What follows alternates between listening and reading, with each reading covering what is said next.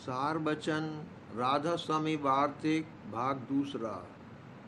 बचन 55। यह मन बतौर मस्त हाथी के है, जिधर चाहता है उधर चला जाता है और जीव को संग लिए फिरता है। जंगल के हाथी के लिए तो हाथीवान दुरुस्त करने को जरूर है, और इस मन रूपी हाथी को सतगुरु जरूर हैं। जब तक सतगुरु का अंकुश इस पर न होगा, तब तक इसकी मस्ती नहीं उतरेगी। इस जीव को जो परम पद की चाह है, तो सतगुरु करना जरूर है। बिना सतगुरु के कभी परम पद हासिल न होगा। इस वचन को सच्चा मानो, नहीं तो 84 जाओगे। वचन 56। संत सदगुरु का मत सरगुण और निर्गुण दोनों से न्यारा है, और जो रचना सत्यलोक में है वह भी सत्य, और उसका रचने वाला सत्य पुरुष भी सत्य है। वचन 57। जो संत या फकीर हैं वह जाते खुदा यानी स्वरूप मालिक के हैं। जो उनकी खिदमत करेगा और उनकी मोहब्बत और प्रतीत करेगा, वह भी जाते खुदा हो जावेगा। वचन 58। गुरमुख होना मुश्किल है, शब्द का खुलना मुश्किल नहीं है। सो सतगुरु की मौत से होगा, बिना उनकी दया के कुछ नहीं हो सकता। वचन 59। 10वां द्वार जो इस शरीर में गुप्त है, सो इस कलयुग में संतों ने उसके खुलने का उपाय शब्द के रास्ते से रखा है, और सब मत वालों का 10वां द्वार और रीति से खुलना गुप्त हो गया। वचन 60।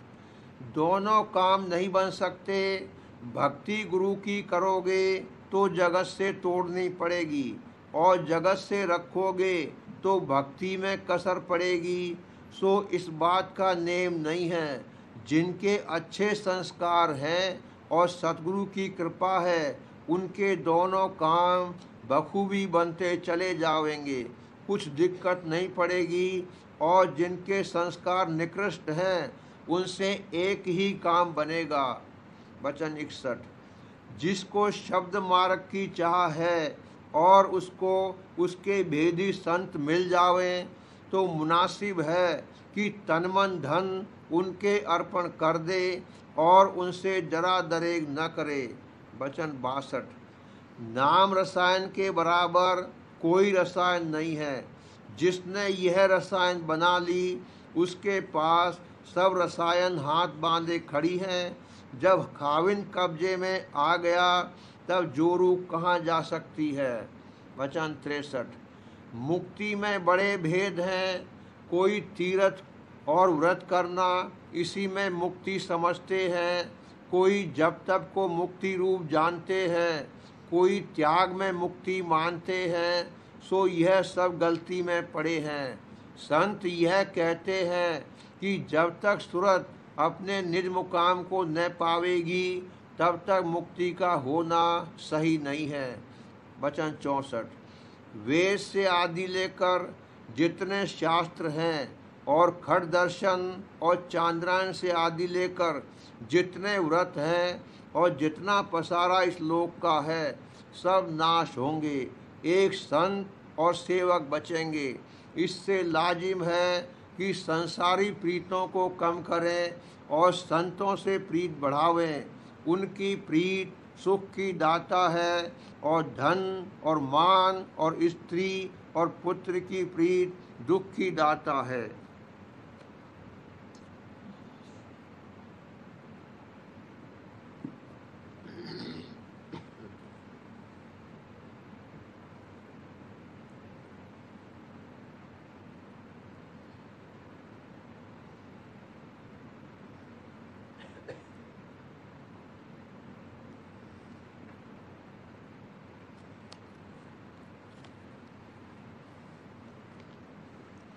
प्रेम पत्र राधा स्वामी दूसरा भाग। वचन 10। संतों के वचन हरचंद अधिकारी प्रति हैं, पर कुल जीवों को अपनी अपनी ताकत के माफिक उनका मानना और उनके माफिक अपनी रहनी और बर्तावा दुरुस्त करना जरूर चाहिए। संतों ने जिस कदर बानी और वचन कहे हैं वह सब उत्तम अधिकारी यानी लायक परमार्थी जीवों के वास्ते कहे हैं और उन्हीं की समझ में वे ज्यों के त्यों आवेंगे और उन्हीं जीवों से उनकी कार्रवाई यानी अभ्यास दुरुस्ती के साथ बन पड़ेगा। और जो जीव के मध्यम दर्जे के अधिकारी हैं वह भी उन वचनों को समझेंगे और मानेंगे, पर उनसे कार्रवाई आहिस्ता आहिस्ता बनती जाएगी और अधिकार और सत्संग और अभ्यास करते करते कोई दिन में वे भी उत्तम अधिकारी हो जाएंगे। और निकृष्ट अधिकारी यानी जो तीसरे दर्जे के जीव हैं वे कोई दिन सत्संग करके वचन के समझने के लायक होवेंगे और फिर अधिकार आहिस्ता आहिस्ता अभ्यास शुरू करेंगे, पर कुछ अर्सा चाहिए कि उनकी अभ्यास दुरुस्ती से बन पड़े। और जो चौथे दर्जे के जीव हैं जिनसे पामर और नीच कहते हैं वे निपट संसारी और कर्मी और अहंकारी हैं, वे संतों के सत्संग में नहीं आवेंगे और जो किसी सब से आ गए तो ठहर नहीं सकेंगे और न अभ्यास में शरीक होंगे। संतों की दया और समर्था भारी और अपार है, वे जिस किस्म के जीवों को चाहें चरणों में लगाकर अपनी प्रीत की बख्शिश कर सकते हैं, पर आम दस्तूर कायदा यही है कि जैसा कि ऊपर लिखा गया है। कोई जीव चाहे उत्तम अधिकारी होवें चाहे मध्यम या निकृष्ट, बिना दया कुछ कार्रवाई परमार्थ की दुरुस्ती के साथ नहीं कर सकते। इस वास्ते सब जीवों को चाहिए कि जैसे बने तैसे शत्रु के सन्मुख आवें और जैसी तैसी शरण उनके चरणों की लेवें, तो आहिस्ता आहिस्ता उनका परमार्थ का भाग जागना शुरू हो जाएगा और रफ्ता रफ्ता शत्रु की दया के बल से कमाई करके एक दिन पूरा काम बन जाएगा। हर तरह से महिमा शत्रु की है और बिना उनकी दया के किसी जीव का सच्चा उद्धार नहीं हो सकता है। वचन 8 और 9 की कदर समझ और प्रेमी जीव जानेंगे, वे ही उन वचनों के माफिक थोड़ी बहुत कार्रवाई करके अपने घट में रस और आनंद पावेंगे और कुल मालिक राधा स्वामी दयाल की महिमा और उनके चरण कमल की प्रीत और प्रतीत उन जीवों के हृदय में दिन दिन बढ़ती जाएगी और बाकी जीव उन वचनों को पढ़कर थोड़ी बहुत समझबूझ हासिल करेंगे, पर उनके माफिक कार्रवाई उनसे पूरी तौर पर बिलफेल नहीं बन सकेगी। कुल जीवों को बर्ताव एक दिन एक किस्म का नहीं हो सकता। हर एक किस्म के जीवों की समझबूझ और करने में फर्क रहता है और उसी माफिक उनके दर्जे जुदे जुदे समझे जाते हैं, जैसे उत्तम और निकृष्ट और नीच वगैरह। सब जगह इसी तौर पर जीवों की कार्रवाई में दर्जे हैं और थोड़ा बहुत फर्क रहता है, चाहे परमार्थ का होवे या दुनिया का। पर जो सब जीवों का और जो एक संगत या फिरके या गिरोह में शामिल हैं, मतलब और चाह एक ही है, तो सब के सब रल मिलकर उस काम को करेंगे और उस कार्रवाई में एक दूसरे का मददगार रहेगा और आपस में उनकी सबब से प्रीत और प्रतीत मजबूत और कायम होवेगी, क्योंकि सबका मतलब यानी प्रिय है।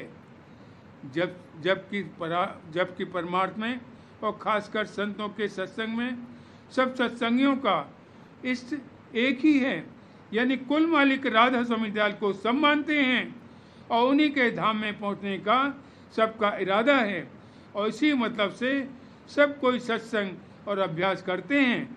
तो अभ्यास में इन सब जीवों की उसी तरह पर और उस दर्जे की प्रीत होनी चाहिए जैसे कि दुनिया में बहन भाई और खासकर बिरादरी में होती है, और एक को दूसरे की हर हाल और हर वक्त में जिस कदर बन सके मदद और पक्ष करना चाहिए। जो सच्चे परमार्थी हैं वे तो आपस में ज़रूर उसी माफिक बरतेंगे जैसा कि ऊपर लिखा गया है, पर जो संसारी हैं किसी सबब करके परमात्मा में शामिल हो गए हैं, या जो कि अहंकारी और अपस्वार्थी हैं और जिनके स्वार्थ की चाह अभी बहुत थोड़ी है, उनसे इस कायदे के माफिक नहीं बढ़ता जाएगा। यानी उनके मन में पूरा पूरा प्यार और भाव कुल मालिक राधा स्वामी दयाल और संत स्वरूप के चरणों में नहीं आवेगा, और न सत्संगी भाइयों में जैसा चाहिए प्रीत करेंगे। उनका बर्ताव सर्व अंग में बहुत करके ऊपरी होगा, किसी की प्रीत भी उनके अंतर में जैसी चाहिए नहीं धसेगी। अब आमतौर पर यह वचन समझौती का कहा जाता है कि हर एक स्त्री या पुरुष को जो राजस्वामी मत में शामिल हैं और आइंदा होवें, मुनासिब और लाजिम है कि परम पुरुष राधा स्वामी दयाल के चरणों में सच्ची और गहरी प्रीत प्रतीत करें और सत्संग और अभ्यास करके उसको दिन दिन बढ़ाते रहें, और सत्संगी भाइयों और बहनों में भाई बहन की सी प्रतीत करें। कुल संगत को अपनी खास और निज मुरादी समझें, प्यार भाव के साथ उनके साथ बर्तावा रखें, क्योंकि इनका संग बराबर दयाल देश तक रहेगा, और संसारी भाइयों और बिरादरी का संग सिर्फ इसी जिंदगी में यानी जन्म तक का है। सत्संगी को चाहिए कि आपस में एक दूसरे की कसरों पर नज़र न करें, और जो किसी में कोई कुचाल मालूम पड़े तो उसको प्यार के साथ एकांत में समझा देवें। सत्संगियों या संसारियों में उसकी कसर या ऐब को प्रकट करके उसकी गीबत में जाहिर न करें, क्योंकि इसी का नाम निंदा है, और सत्संगियों को इस ऐब से बचना चाहिए। जो किसी सत्संगी या सत्संगिन की भक्ति और प्रेम और अभ्यास की तारीफ सुने तो उसकी ईर्ष्या करके मन में कुढ़ना या जलना नहीं चाहिए, और उसका मन में नुकसान या बुराई चेतना या ख्याल करना नहीं, बल्कि इस बात की चौंक अपने मन में लावे कि जैसी भक्ति और प्रीत उस सत्संगी या सत्संगन की है वैसी ही आप भी पैदा करें, ताकि इसकी भी तारीफ होवे। सत्संगी और सत्संगन को जहाँ तक बन सके किसी में अवगुण दृष्टि लाना नहीं चाहिए, क्योंकि उस शख्स में चाहे वह अवगुण होवे या नहीं, पर अवगुण देखने वाले के मन में वह अवगुण सही पैदा हो जाएगा, और उसको अभ्यास के समय गुरावन उठाकर सतावेगा, और जो ज़्यादा ख्याल उसका जम गया तो जगह जगह उससे निंदा करावेगा। इसी में प्रकट नुकसान अवगुण देखने वाले का होगा। इस वास्ते यह आदत जिस कदर जल्दी बने छोड़ना चाहिए, और जो कोई ऐसा अवगुण किसी में मालूम पड़े कि जिसके सबब से कुल संगत की बदनामी होवे, तो उसको एकांत में गुरु या साध या सत्संगी से जो संगत का अवसर होवे कह देना मुनासिब है, ताकि वह मुनासिब तौर पर बंदोबस्त कर देवे। या इतनी एहतियात रखनी चाहिए कि किसी का कोई ऐब यानी मुमकिन और मुनासिब होवे तो आम में प्रकट न किया जावे। खुलासा यह है कि एक सत्संगी और सत्संगिन राधा स्वामी मत को लाजिम और मुनासिब है कि अपनी ताकत के बमूजिब जो वचन कि उनके फायदे के वास्ते कहे गए हैं उनको दिल और जान के साथ मानने और बरतने में कोशिश करें। जिस कदर उनसे न माना जाएगा उसी कदर अपने में कसर और समझें,